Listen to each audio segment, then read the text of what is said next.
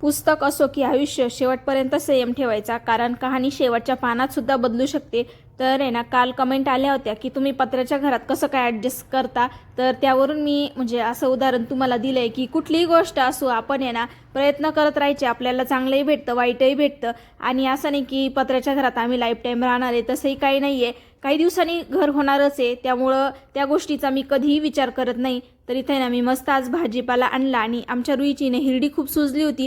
तिला नवीन दात येत आहे काय काही समजत नव्हतं, पण हिरड्या सुजल्या होत्या. इकडे तिला आहे ना टाईमपास म्हणून असं मेहंदी काढायला दिलं, ती मस्त मेहंदी काढत होती.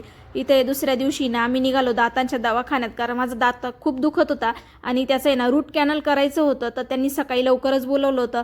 तर इथं आम्ही सकाळी नाश्ता करून आलो आणि इथे आहे ना माझ्या दातांची ट्रीटमेंट सुरू झाली आणि खूप छान ट्रीटमेंट दिली बरं का या मॅडमनी. आणि खरंच म्हणजे काही काही डॉक्टर असे असतात ना, काही त्यांची ट्रीटमेंट आहे ना खूप छान असते. आणि बोलवलं त्यांनी 4-5 वेळेस, पण मग दाताचं थोडंसं म्हणजे इन्फेक्शन जास्त होतं, त्यामुळे त्यांनी जास्त वेळेस बोलवलं. तर इथे आहे ना मस्त सर्व काही माझं सर्व दातांचं चेकअप झाला आणि घरी यायची वेळ झाली होती. रुई कंटाळली होती, कारण आहे ना खूप म्हणजे बराच वेळ बसावं लागलं. त्यामुळं येताना अशी फुलं होते, तर रुईला असं झालं होतं मला फुलं तोडून द्यावा, पण आम्ही काय गाडीवरून खाली उतरलो नाही. त्यानंतर इकडे हे निसर्गरम्य वातावरण बघून आहे ना खूप छान वाटत होतं. घरी आलो, इकडे आमची मनीमाऊ आहे ना अशी ओरडत होती. आणि सकाळी आम्ही लवकर गेलो होतो, त्यामुळं माझं धुणं धुवायचं राहिलं होतं. तर आल्यावर मी पटपट धुणं धुवून घेतलं, कारण वाळलं पाहिजे म्हटलं.